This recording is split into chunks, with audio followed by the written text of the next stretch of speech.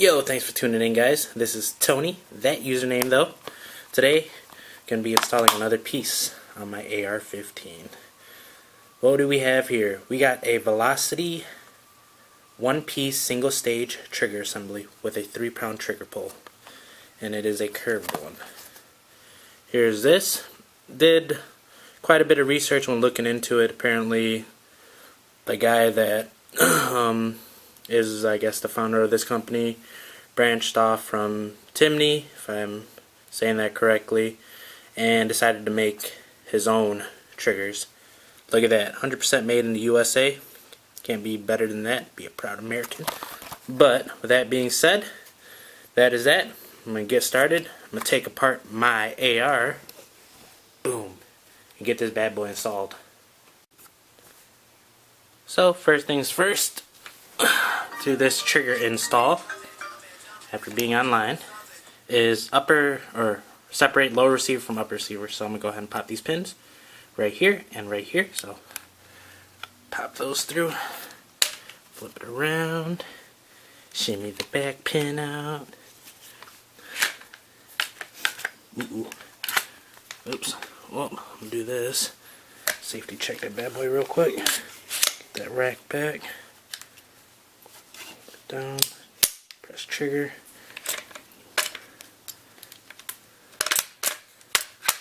What am I doing wrong? Oh, I see.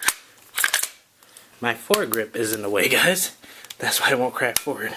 So let's try this again. Take two. Shimmy that pin out. That folds back. Go ahead and pull the other pin out. Take it. Go this way. Pull my other pin out. Top receiver, set aside.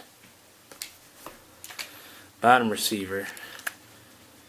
So what do we have to do here? First things first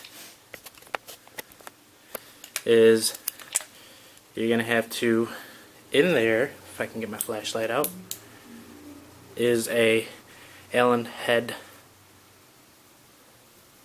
socket, I guess you would call it, or Allen head screw. Actually, you're gonna want to go ahead and take that out so you can take out your safety / fire switch. So we're gonna go ahead and unscrew that and do that. Okay, so I did find out what size it is. It is a 3/16 hex bit. I got my 1/4-inch drive socket in there with my bit. Go ahead and stick that in there and break it loose.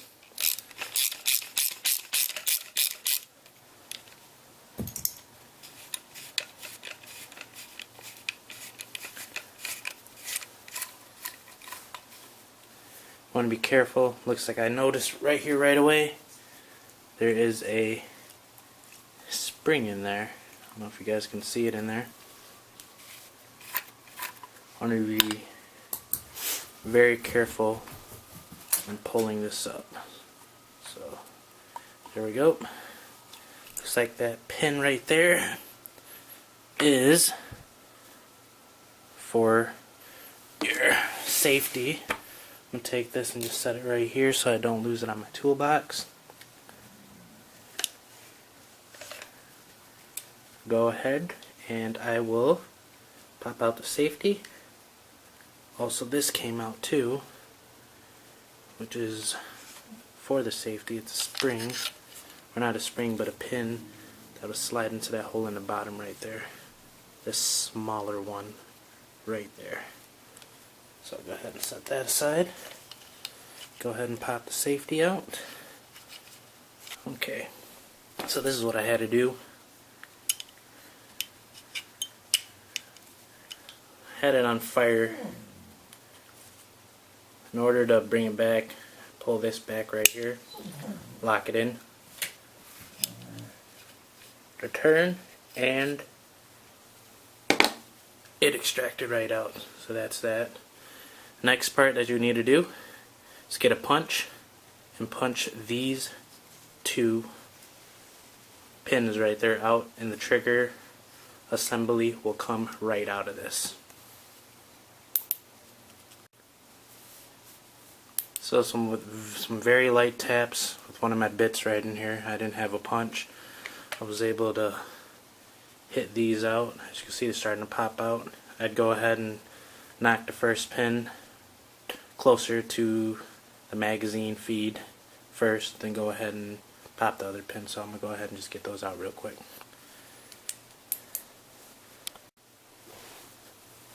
So some light tapping and some elbow grease. You can get one pin out, and you can go ahead and want to do the same thing to the other pin that sits further back. Like so.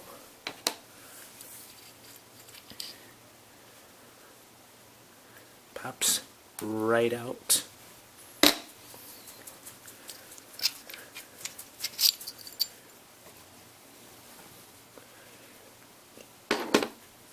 So that is fully removed.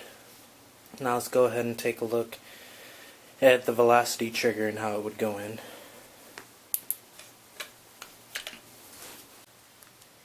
So this is what comes in a kit. Comes with 2 new pins, Allen head, and locking hex screws for the velocity trigger itself. See if I can get a light on here. So as you can see in there, kind of in the corner on both sides, there's 2 holes. You'll see it when you get the trigger in person. And those are where those smaller screws are going to be going in to lock them into place so they don't back out when you're shooting them. That being said, this is a drop-in trigger. Take it. Boom. Drop just in. Make sure everything sits where it needs to be. Have watched other videos. Do not put the 2 standard pins that you removed in first. What you want to do is put your safety selector switch in, because apparently it does need a move. There's just enough room to, once you mount it up, there will be issues with the pins mounted in that it will sit where you can't get your safety selector switch in. So make sure you get this in first and go ahead and put your other pins.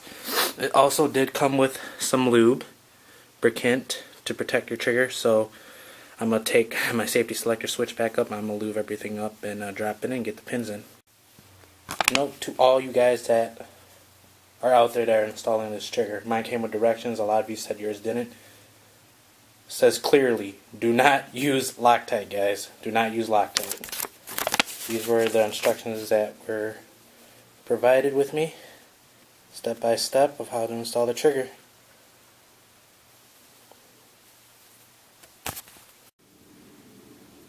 So I'm probably going to get criticized for this.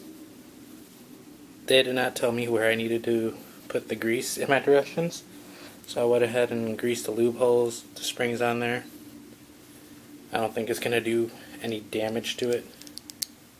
So with that being said, get this to focus in on here. Can't. I just went ahead and greased everything on the assembly where the springs are exposed and everything, and I went ahead and did that. Now I'm just going to get this thing installed back in. Go ahead. Springs and everything are coated. Drop this into my lower receiver. Probably clean this up a little bit. Get some on there.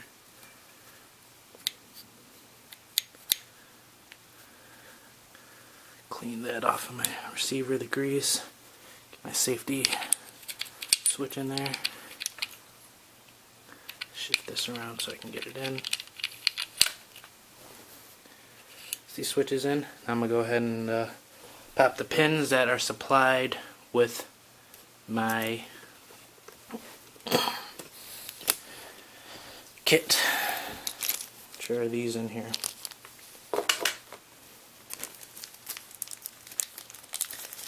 And if you guys are wondering, it is a 1/8 inch punch. Tells you right in directions what size punch you need.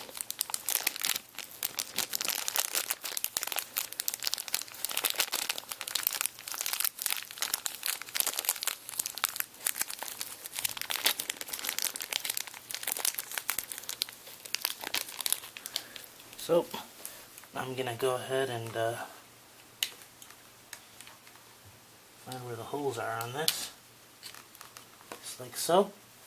1 pin and 2 pin. Got some grease coming out. Go ahead and coat everything some more.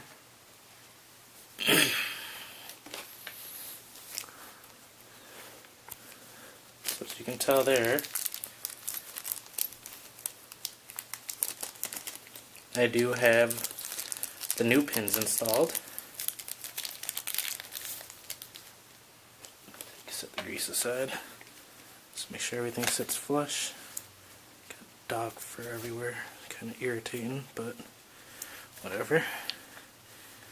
I'm going to go ahead, take the Allen wrench screw, or a wrench, and go ahead and tighten the recess screws that are in there.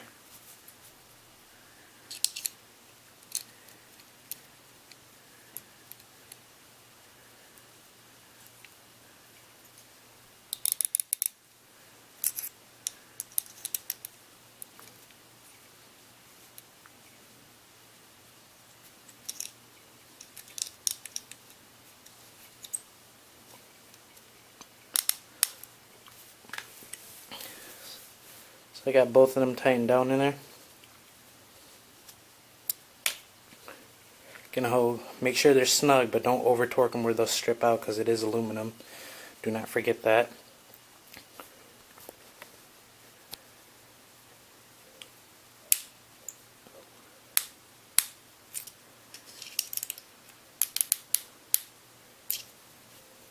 So now that you got those torqued down, you want to go ahead and put the other set that came in your bag or your kit. These right here, and screw them right above them. They'll stop them from backing out. So I'll go ahead and do that.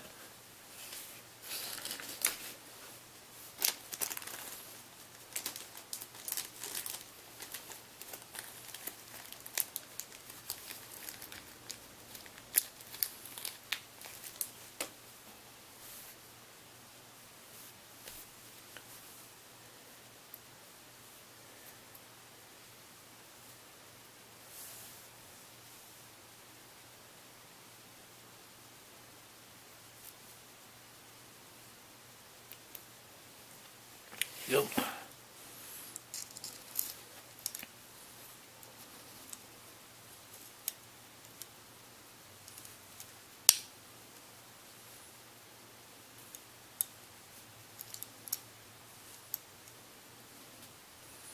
Got one in, go ahead and torque that down. Now I'll do the next one.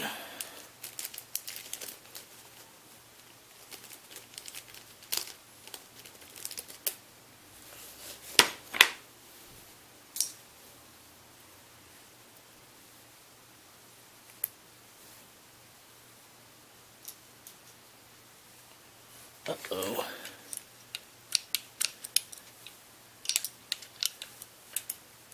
I don't know where that went.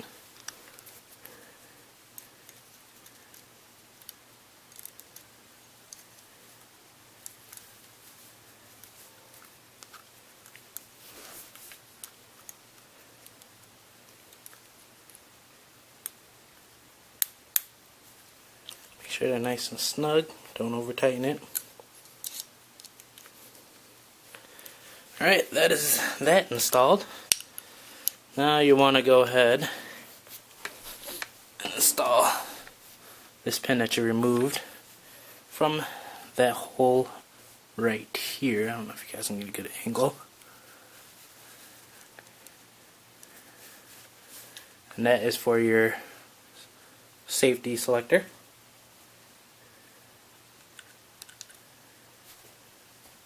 And go ahead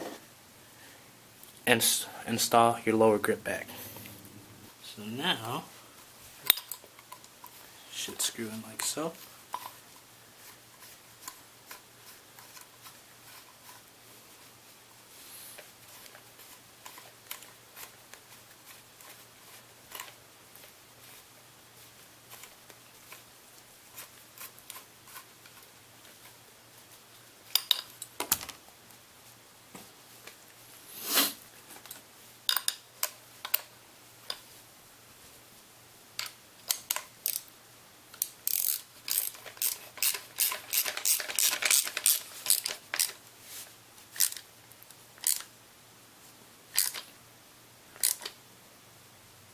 Make sure your handle is nice, snug, and tight.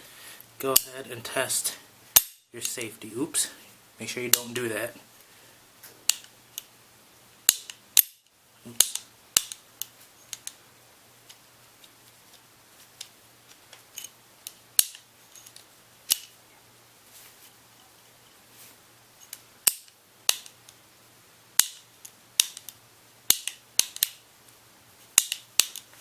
So, safety does work. Pull, no slack. Everything is sitting nice and flush on my lower receiver. Safety functions. That's how you install a velocity trigger inside an AR15. So this is just a quick look at the trigger install. Safety's good. Do a real quick check for you guys.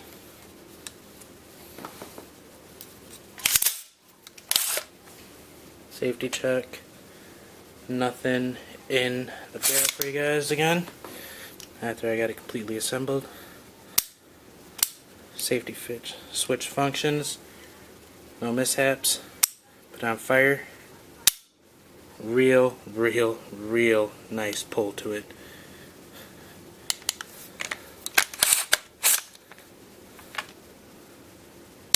Super light. I'm gonna like this. Probably get back to you guys with a later review after putting a few rounds in it, telling you if it's actually worth your money. But so far I like it. It's a real nice light trigger pull, nothing compared to the factory or mil spec, whatever you guys want to call it. Thanks again for tuning in. Later, guys.